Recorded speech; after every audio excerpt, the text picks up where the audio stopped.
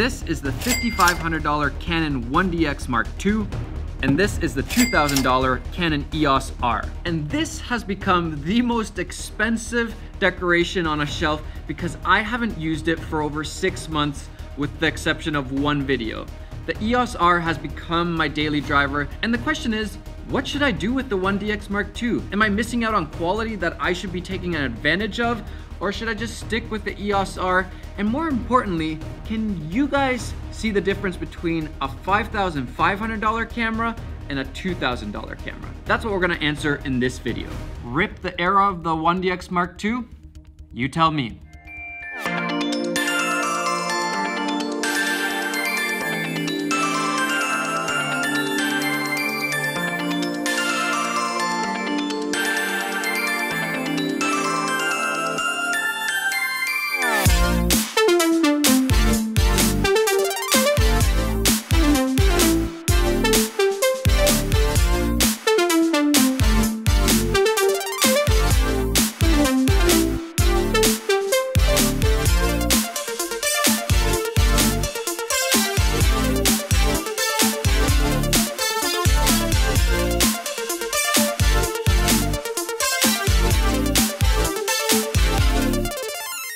Alright, so I'm curious, could you tell which camera was which? Log in your answers now and I will tell you in 5 seconds. 5, 4, did you guess already?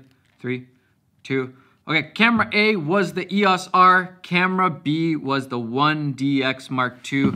And I gotta say, I think I prefer the image of the EOS R a lot more compared to the 1DX2. Let's go through it all though. First off, the EOS R just has so much more dynamic range when you're filming in C-Log, and that kind of affects everything in the image. The skies end up being a lot more vibrant, a lot nicer. Skin tones end up being nicer. They don't look as harsh as on the 1DX Mark II. The overall image just looks a lot more cinematic when there's more dynamic range to play with.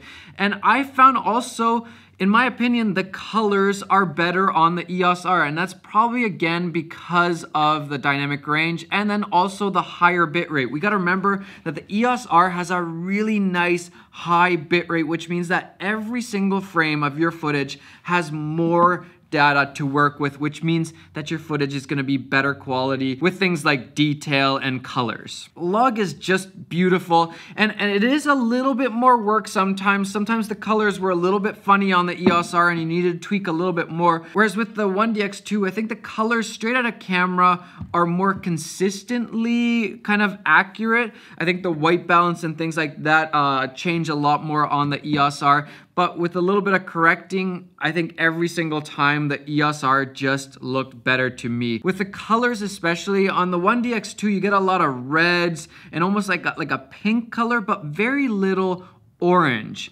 Whereas with the EOS R, you get actual orange. I'm sure, for example, in this, I added a little bit of teal to the background too. So you actually get an orange color, whereas with the 1DX, you're just not really getting that natural skin tone orange. I think the one big appeal of the 1DX Mark II is that the colors have this nice kind of desaturated, almost like a cinematic look. But then when you dive a little bit deeper, it's a really high sharpness, kind of that digital sharpness look.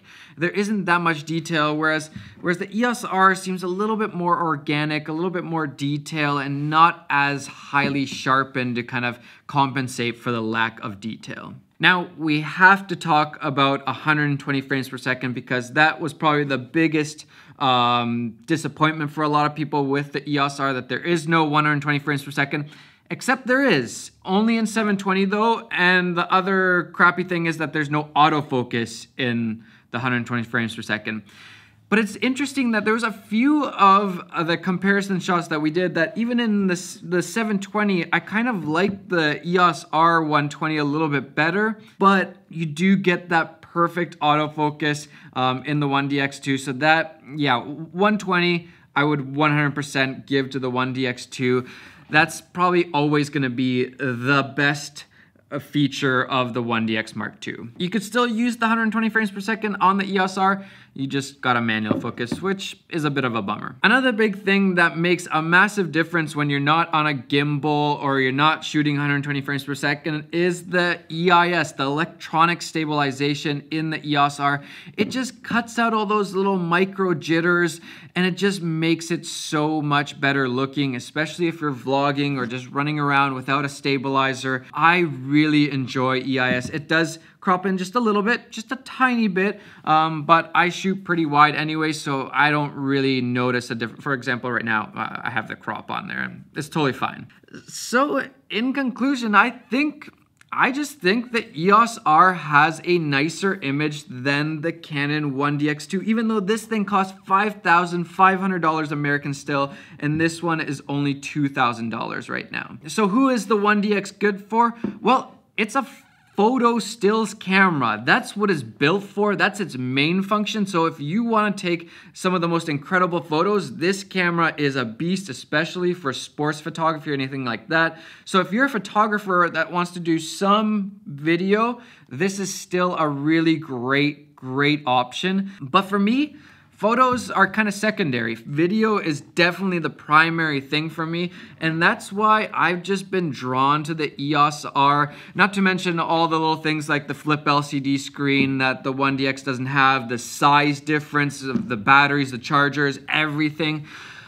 There's just a lot of reasons why I just keep liking the EOS R more and more for the things that I do. Not necessarily for everybody. I'm not saying that this is the best camera ever. It's just the best camera that I know of right now for me. And I've tried a lot of, I have a lot of cameras up there. I've tried a lot of cameras. All the camera companies I think I've tried now. And I'm just drawn to the EOS R. So the question is, what do I do with the 1DX2, because this is a pretty expensive decoration to have on the shelf.